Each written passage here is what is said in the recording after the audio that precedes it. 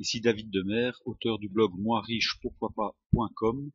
Dans cette vidéo, nous allons aborder le cash flow, nous allons voir sa définition, son calcul et enfin pourquoi il s'agit de votre meilleur ami en immobilier. Nous verrons donc le cash flow, quelle est sa définition, qu'est-ce que c'est, comment calculer votre cash flow, à quoi sert le cash flow, et enfin nous aborderons une étude de cas vécu personnel. Si vous avez lu quelques-uns de mes articles, vous aurez sans doute remarqué que je parle sans cesse de cash flow et encore de cash flow. Jusque-là, j'en ai parlé sans encore vous avoir mentionné de quoi il s'agissait. Si vous voulez savoir ce que c'est, eh bien, je dirais que le cash flow est le ratio le plus important de tout investissement locatif.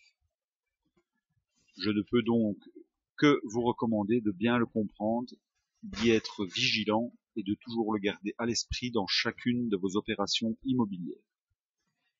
Essayons tout d'abord de trouver une définition au cash flow. Le cash flow, ou flux de liquidité, représente le flux de trésorerie. En immobilier, et pour être simple, le cash flow est en fait la différence entre vos entrées et vos sorties.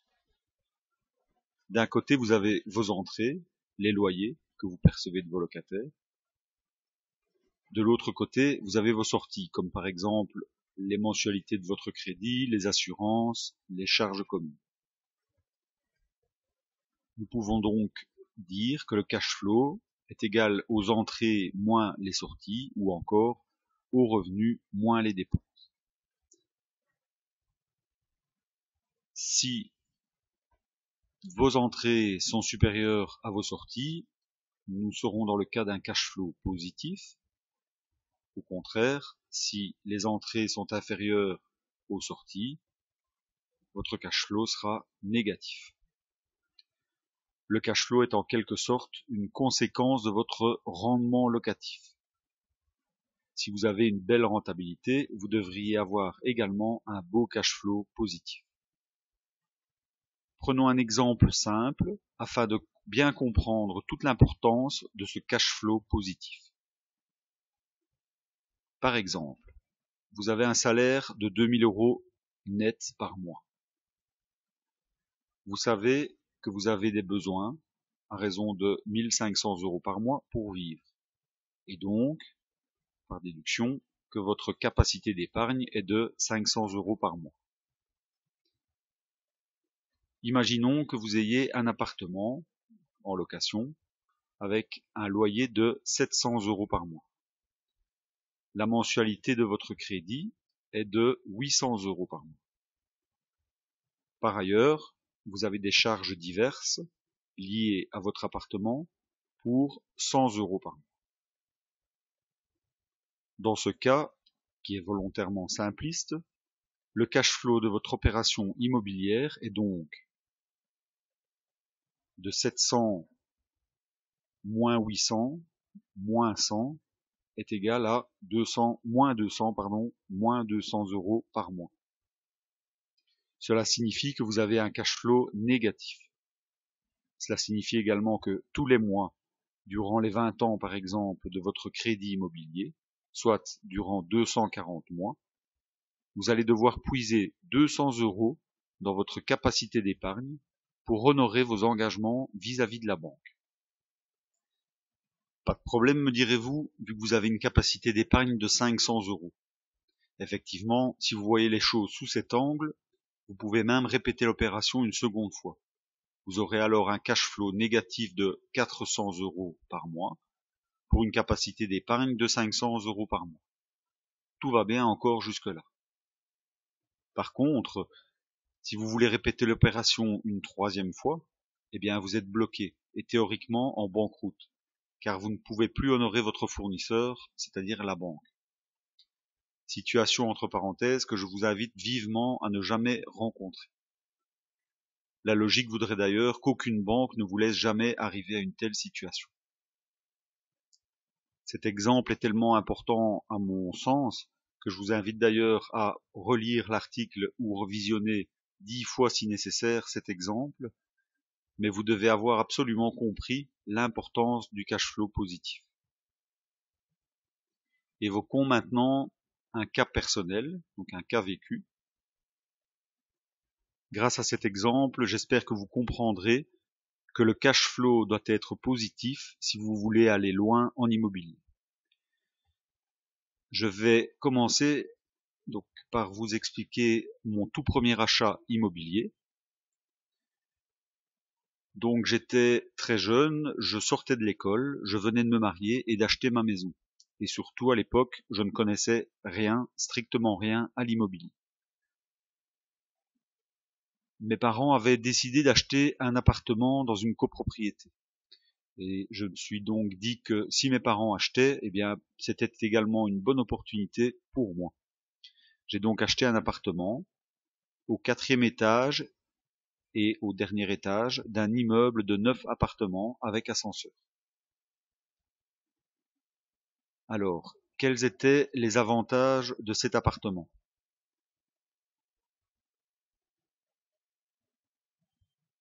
L'appartement, premièrement, était très grand. C'était un appartement de 130 mètres carrés, car il reprenait la surface de 2 appartements. Il y avait 2 appartements par étage, sauf pour le mien, donc qui était situé au dernier étage. Il offrait par ailleurs une vue magnifique sur la campagne, car il y avait une énorme baie vitrée donnant sur un balcon. J'ai un peu acheté par coup de cœur, ce qu'il ne faut jamais faire, se dit en passant, en me disant qu'un jour je pourrais y habiter si besoin, car il me plaisait. Le prix d'achat était moins cher au mètre carré, car l'appartement était en sous-toiture. Voyons maintenant les inconvénients de cet appartement. Comme je l'ai dit, il était en sous-toiture, donc il n'y avait pas beaucoup de murs extérieurs verticaux. Il était en copropriété, il y avait donc des charges, voire des charges importantes tous les mois.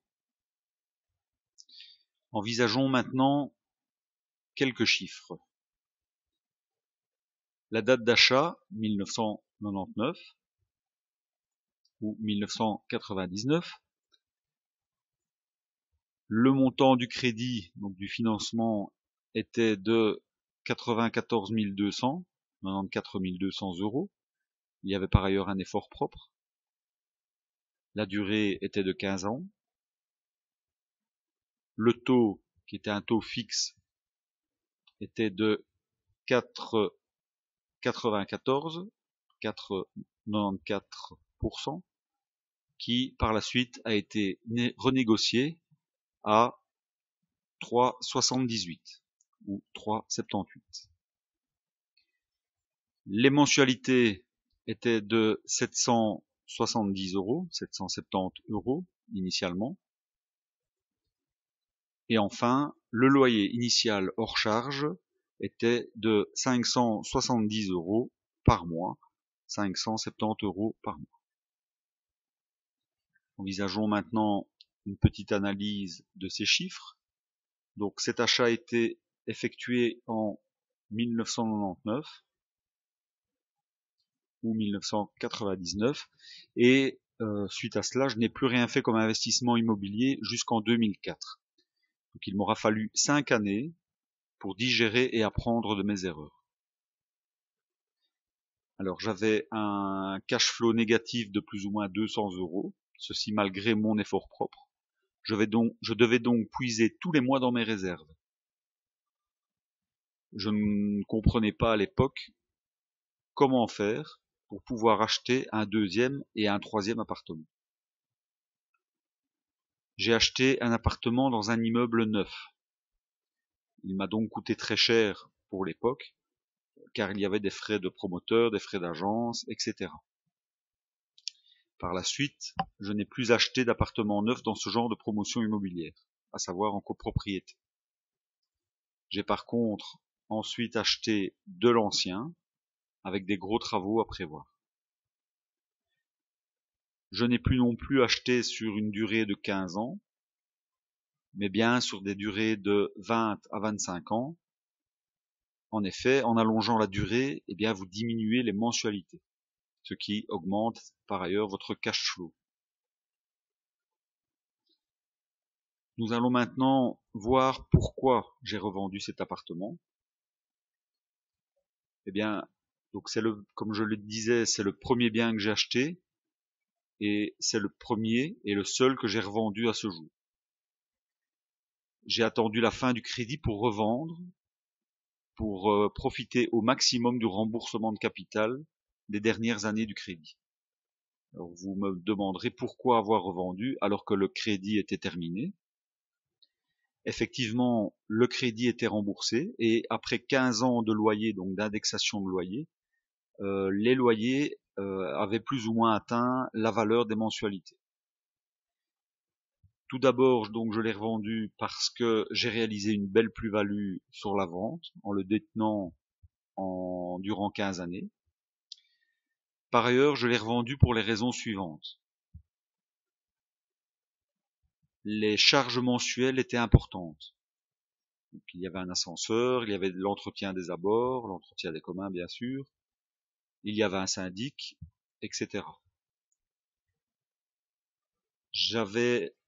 Étant copropriété, je devais assister à des assemblées générales une fois par an, sachant qu'il y avait régulièrement des assemblées extraordinaires, donc ce qui me faisait 1 à 2 réunions par an.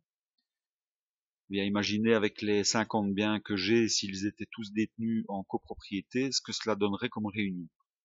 Et je serais obligé de passer une bonne partie de mes soirées pour assister à ces assemblées générales. Par ailleurs, lorsque vous êtes en copropriété, eh bien, on n'est pas seul maître à bord pour toutes les prises de décision. J'avais également besoin de liquidité pour un autre investissement, pour recréer mon épargne de sécurité. Mais également, comme je n'avais encore à ce jour jamais rien revendu, eh bien, ça ne me posait aucun problème, aucun risque de requalification comme marchand de biens, et donc de requalification de mes loyers en revenus professionnels. Quels sont maintenant les avantages du cash flow positif? Eh bien, je vois essentiellement 2 avantages quant au fait de mettre votre cash flow positif comme priorité numéro 1. La première, c'est que en réalisant à chaque opération un cash flow positif, vous ne devez jamais puiser dans votre réserve d'épargne, ce qui vous permet d'avoir une capacité d'emprunt quasiment illimitée, car les banques prennent en compte vos loyers.